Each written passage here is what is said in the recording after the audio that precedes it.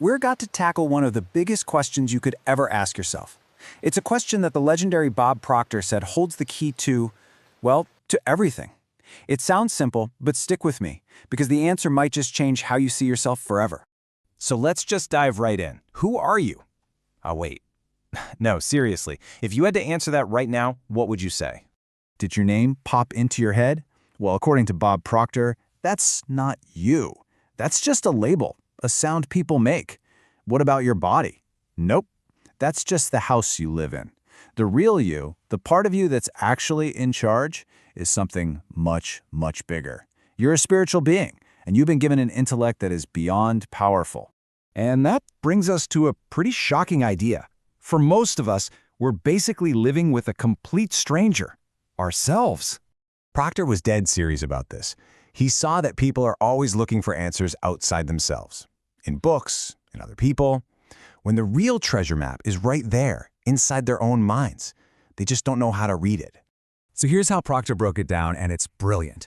We live on 3 different levels at the exact same time: the spiritual, the intellectual, and the physical. But here's the trap. Most of us are only paying attention to the physical world. We're totally caught up in what we can see, hear, and touch, and we let that outside world call all the shots, totally forgetting about the incredible power we have on those other 2 levels.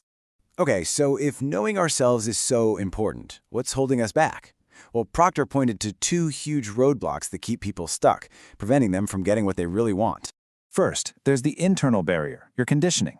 Think about it. From the day you were born, you were like a sponge, soaking up the beliefs and habits of everyone around you. And second, there's the external barrier, your environment. We are wired to want to fit in, to be part of the group, so we end up just copying what everyone else is doing. And when you put those 2 barriers together, what happens? You get this. And this is a staggering statistic from Proctor's work. 95% of people are just reacting to life. They're not living, they're not creating, they're just bouncing from one circumstance to the next like a pinball. This is the turning point. This is the moment everything can change. It's when you finally say to yourself, wait a minute, I should probably start thinking for myself instead of just following the herd. That decision, right there, is the first real step toward living a life by design. All right, so we've diagnosed the problem, but what's the cure? This is where it gets exciting. Proctor gave us a simple 3-part blueprint to take back the controls and literally engineer the life you want. It all boils down to these 3 things. Seriously, this is it. You've got to define your goal, develop your attitude, and build your self-image. Let's dig into what each of those really means. Step 1 is your goal, and I mean a real goal. Saying, I want to be rich is useless. That's a wish. You need to be crystal clear. How much money, by what date? Write it down on a card, put it in your pocket, and read it morning, noon, and night. This idea, which you got from Napoleon Hill, turns a foggy dream into a real destination on your GPS. Number 2, your attitude. Now, this isn't about being fake happy all the time. It's about being a detective for the good. Proctor taught that everything has an opposite, good and bad, positive and negative. A winning attitude is just the discipline of consciously choosing to focus on the positive side of things no matter what's happening. It's a choice you make. And finally, number 3, your self-image. This is the big one. We all have a thermostat in our mind for what we think we deserve. To change your life, you have to change that thermostat. And here's how. You start seeing yourself as the person you want to be. You write out a description of this new you, but you write it in the present tense, like it's already a fact. I am so happy and grateful now that and you read it until you believe it. So, how does all this work? Is it some kind of magic? Not at all.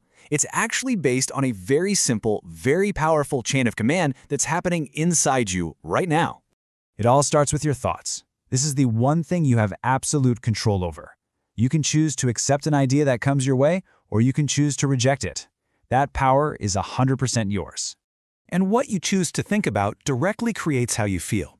If you keep thinking about what you don't have, you're going to feel fear and anxiety. If you choose to think about opportunity and gratitude, you're going to feel enthusiasm and joy. Your thoughts create your emotions. And here is where the rubber meets the road.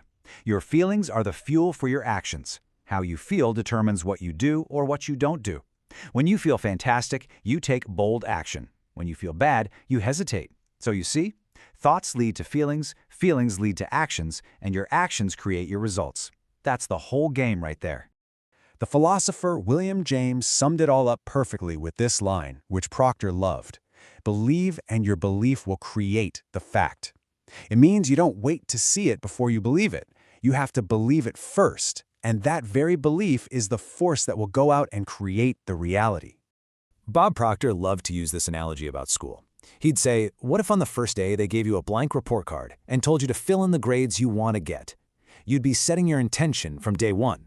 So let me ask you, if life just handed you a completely blank report card, what are you going to write on it?